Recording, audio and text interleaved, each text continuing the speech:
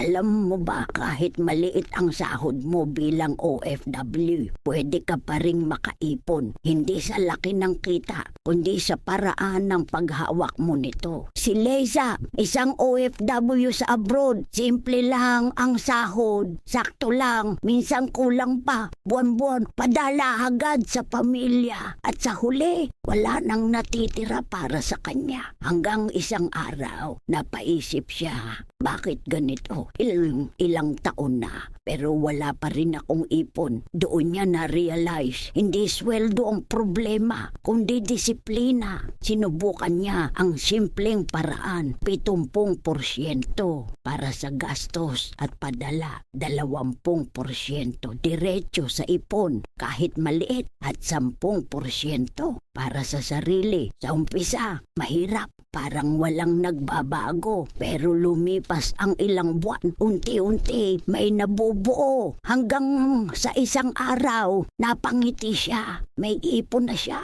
Hindi man kalakihan, pero sa unang pagkakataon, may nasimulan siya. Pagkalipas ng 2 taon, ang maliit na ipon naging puhunan sa maliit na negosyo. Hindi lumaki ang sahod niya, pero nagbago ang buhay niya. Kaya kung OFW ka, tandaan mo ito, hindi kailangan malaki ang kita para makaipon. Kailangan mo lang ng tamang sistema at disiplina.